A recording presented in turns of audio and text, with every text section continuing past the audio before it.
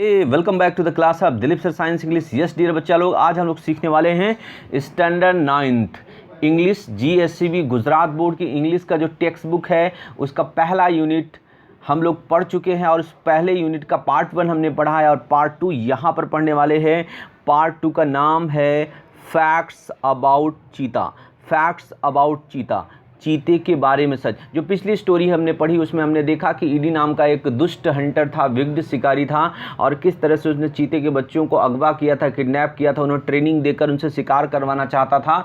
लेकिन किस तरह से गांव के एक बुद्धिमान व्यक्ति सन्नो ने उन बच्चों को बचाया और उनकी माँ को वापस किया, क्योंकि उनकी माँ बहुत दुखी थी और पूरी रात भर रोई थी और रोने की वजह से उसके गालों के ऊपर आंसुओं की वजह से काले धब्बे या निशान बन गए थे, जो चीता की आंखों में आप देख सकते हो। दैट वाज द फेबल, एक काल्पनिक कहानी थी, मोरल कहानी थी। लेकिन यहाँ पर जो अब हम पढ़ने वाले हैं फैक्ट्स अबाउट चीता, यानी चीते के बारे में तथ्य, सच्चाई क्या है वो हमें देखना है। तो हाइट कितनी है? 100 सेंटीमीटर, 100 सेंटीमीटर की इनकी ऊंचाई होती है। वेट, वजन कितना है? 65 किलोग्राम से। वेट एट बर्थ 300 ग्राम, 300 ग्राम जन्म के समय इनका वजन होता है। और जो मनुष्य के बच्चे होते हैं उनका भी वजन 3 से 3.5 किलोग्राम का अगर होता है जन्म के समय, तो they are called healthy boys, healthy बच्चे कहलाते हैं, हेल्दी बेबीज़ कहलाते हैं। और अगली बात है एज ऑफ मैच्योरिटी।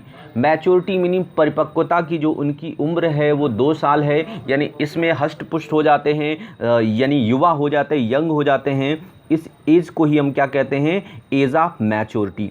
अब नाउ अगली बात आती है कि कैसे आप चीते को पहचानोगे। आइडेंटिफिकेशन की बात आती है कि कैसे आप चीते को देख करके पहचानोगे, कि आइडेंटिफिकेशन, पहचान। The cheetah has a lighter body. यहाँ पे आप बात को समझो, जो एज ऑफ मैच्योरिटी है इनका आइडेंटिफिकेशन है। यहाँ पर चीते को आइडेंटिफिकेशन, पहचान कैसे ही देखते आप चीते को पहचान जाओगे, वही बात यहाँ पर हमको समझनी है। तो यहाँ पर आइडेंटिफिकेशन, पहचान क्या है? The cheetah has a lighter body and its legs are longer than the leopards. The cheetah has a lighter, lighter meaning अधिक हल्का, बॉडी शरीर, एंड इट्स लेग्स और इसके पैर, आर लॉन्गर दैन अधिक लंबे हैं, दैन लिपर्स माने तेंदुए की अपेक्षा। देखो बच्चे, तेंदुए और चीते में बड़ी सिमिलरिटी होती है, बाहर से देखने में काफ़ी हद तक सेम लगते हैं। लेकिन ख़ास बात क्या है, जो चीता है इसका शरीर और इसकी टांगें तेंदुए की अपेक्षा अधिक लंबी होती हैं टांगें, और शरीर क्या होता है उसकी अपेक्षा अधिक लंबा होता है। तो चीते का जो शरीर है वो अधिक हल्का होता है और इसकी टांगें तेंदुए की अपेक्षा अधिक लंबी होती हैं। It has isolated black spots whereas the leopard has clusters of spot। यानी इसके बॉडी के ऊपर जो काले काले धब्बे होते हैं वो अलग अलग होते हैं। आइसोलेटेड मीनिंग सेपरेट, अलग अलग ब्लैक स्पॉट होते हैं। जबकि जो लिपर्ड है, तेंदुआ है, हैज क्लस्टर्स ऑफ स्पॉट, यानी उसके जो धब्बे होते हैं गुच्छों गुच्छों में होते हैं। जैसे अंगूर के गुच्छे में दाने पास पास में होते हैं, वैसे जो लिपर्ड होता है, तेंदुआ होता है, उसके शरीर के ऊपर जो काले धब्बे छोटे छोटे होते हैं वो कैसे होते हैं? क्लस्टर, गुच्छों में होते हैं। जबकि ये जो चीता है इसके शरीर के ऊपर आइसोलेटेड ब्लैक स्पॉट, यानी अलग अलग काले धब्बे होते हैं, वो क्लस्टर्स में नहीं होते, समूह में नहीं होते हैं। नाउ नेक्स्ट टॉक, अगली बात है इनका हैबिटेट। हैबिटेट का मतलब होता है बच्चे निवास स्थान, रहते कहाँ हैं, ठीक है। सो नाउ कि इनका जो हैबिटेट है, हैबिटेट मीनिंग निवास स्थान, रहते कहाँ हैं, ये किस तरह से कौन सी जगह पर रहते हैं। Cheetahs usually live in open forest. खास बात है, चीता अक्सर, यूजुअली अक्सर, प्राय, लिव रहते हैं इन ओपन फॉरेस्ट, खुले जंगलों में।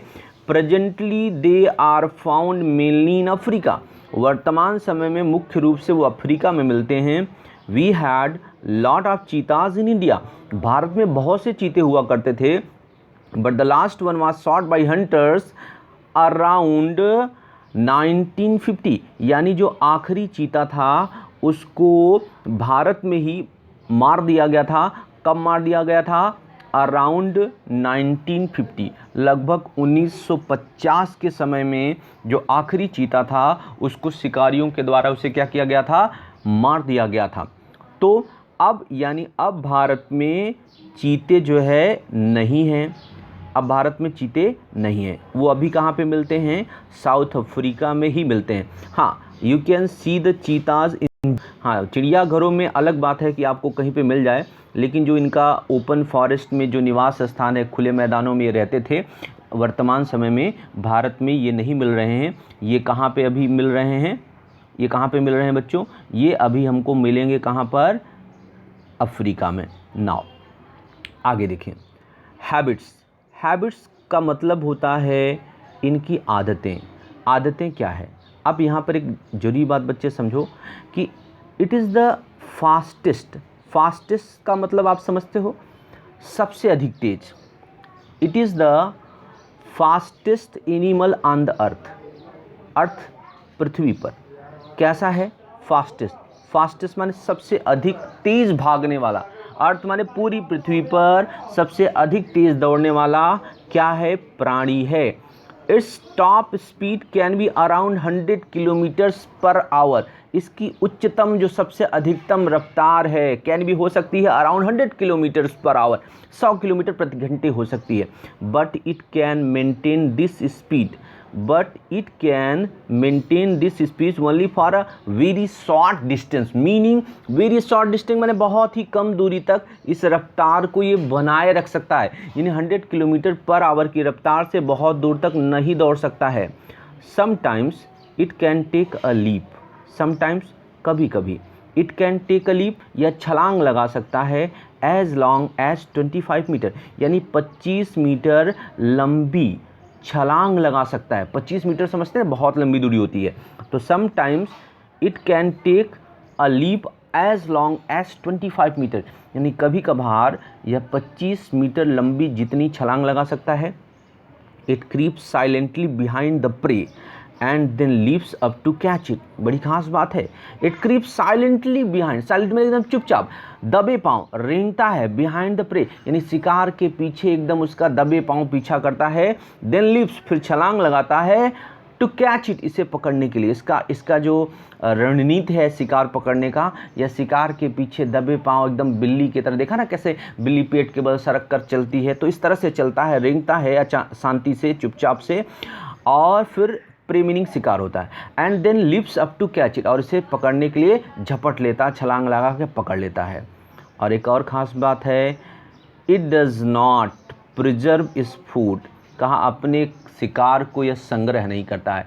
मीनिंग आज इसने शिकार किया तो अगर पूरा नहीं खा पाया उस प्राणी को, तो ऐसा नहीं कि चलो कोई बात नहीं इसको रखे रहता हूँ कल खाएंगे, ऐसा नहीं करता। ये संग्रह नहीं करता, आज जो खाया खाया, बाकी छोड़ के चला जाता है। भले ही दूसरे प्राणी उसको खाएं, लेकिन वो अब दोबारा उस शिकार को नहीं खाएगा। This sometimes cause death of cups, this sometimes cause death of cup, sometimes कभी पार, काजेज माने ये कारण बन जाती है, डेथ ऑफ द कप्स यानी शावकों के, जो चीते के बच्चे हैं उनकी मृत्यु का कारण बन जाती है। एंड यंग चीताज, और युवा चीताओं की भी मृत्यु का कारण बनती। क्यों?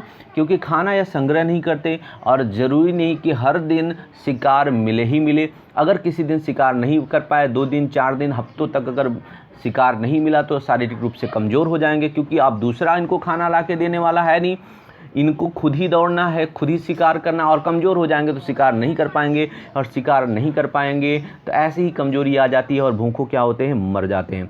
तो यहाँ पर जो इनका ये जो नेचर है, ये डिसएडवांटेज है, इनका नुकसान है, क्योंकि इनकी आदत नहीं है शिकार को प्रिजर्व करना, संग्रहित करना, और इसकी वजह से कई बार शावकों की, इनके बच्चों की और युवा चीताओं की क्या होती है, मृत्यु हो जाती है। It is a solitary creature. Now solitary माने अलग थलग रहने वाले, ये झुंड में नहीं रहते। आपने सुना होगा ना एक डायलॉग कि शेर हमेशा अकेला आता है, भीड़ झुंड में तो सुअर आते हैं। तो भाई ये राजा की तरह है। तो it is a solitary creature, ये अलग थलग रहने वाला प्राणी है। It does not live in a group और हर्ड, हर्ड माने झुंड, ग्रुप माने समूह, या किसी समूह अथवा झुंड में नहीं रहता है। खास बात है इसकी, it does not live in a group और हर्ड, झुंड या समूह में नहीं लगता। नहीं रहता है। Its family separates as soon as the cubs are mature, इसका परिवार सेपरेट्स माने अलग हो जाते हैं, एज सून एज माने जैसे ही द कप्स आर मैच्योर, शावक मैच्योर हो जाते हैं, परिपक्व हो जाते हैं, वैसे ही इनका परिवार क्या, ये अपने परिवार, इनका परिवार इनसे अलग हो जाता है। यानी एकदम फ्रीली छोड़ देता है, भैया तुम अपने हिसाब से अपना शिकार करो, अपनी ज़िंदगी जियो, nobody will interfere in your life, कोई और अब तुम्हारे जीवन में हस्तक्षेप नहीं करेगा। अब यहाँ पर डाइट, खाना क्या खाते हैं भैया, medium sized bucks are its main food, medium size मध्यम आकार के जो बक्स मतलब डियर हिरण, मध्यम आकार के जो हिरण हैं इट्स मेन फूड, इसका मुख्य भोजन है। It also catches hairs and birds, large birds, it also catches में पकड़ लेता है, हेयर्स माने खरगोशों को, जो जंगली खरगोश होते हैं, एंड लार्ज बर्ड्स और बड़े पक्षियों को, बाज जैसे और दूसरे बड़े पक्षियों को भी ये क्या करता है, शिकार कर लेता है, पकड़ लेता है। कप्स, इसके शावकों की बात है कि कप्स इसके कैसे होते हैं, बच्चे कैसे होते हैं। The female gives birth to 2 to 4 cubs at a time, जो मादा होती है एक समय में 2 से 4 शावकों को जन्म देती है, यानी एक बार जो मादा जब बच्चों को जन्म देती है तो एक बार में 2 से 4 बच्चों को जन्म देती है।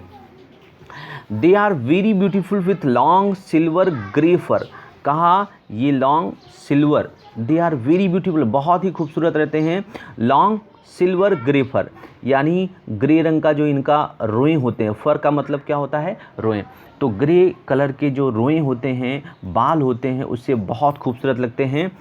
जो माँ है इनकी वो क्या करती है,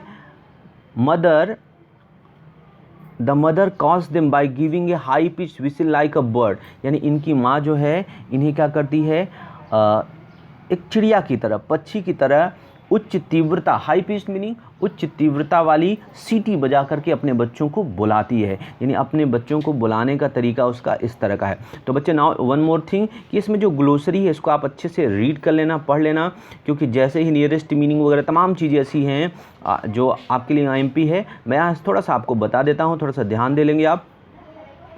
लस ग्रीन मीडो, लस ग्रीन मीडो का मतलब होता है हरी घास से भरा मैदान, हरी घास युक्त, crawling moving forward and legs with the body close to, जमीन से जो दब करके चिपक करके चलते हैं वो। लिफ्ट का मतलब जंप हाई, ऊंची छलांग लगाना। स्पार्कल्ड का मतलब चमक उत्पन्न हुई। इनवीड मतलब जेलसी, जलन हो गई।